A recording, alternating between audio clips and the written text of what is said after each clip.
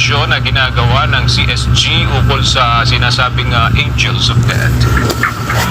Magandang tanghali sa iyo, Aga. Umuusad na nga verifikasyon ng PNP Firearms and Explosives Office o FEO sa ilang pangalan na ipinadala ng Davao City Police Office.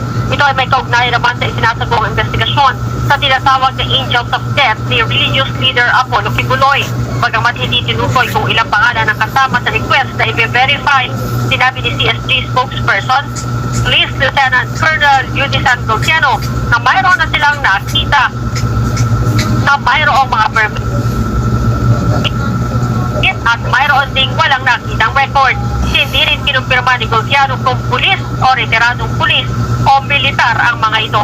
Nauna nang sinabi ni PNP Public Information Office Chief Police Colonel Jean Fajardo na may listahan na ng ilang miyembro ng Angels of Death ang Police Regional Office 11 at ipapa-verify nila ito sa FEO kung may mga baril ang mga ito.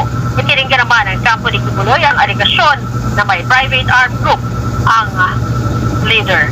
Aga? Maraming salamat, Leia Ilagan.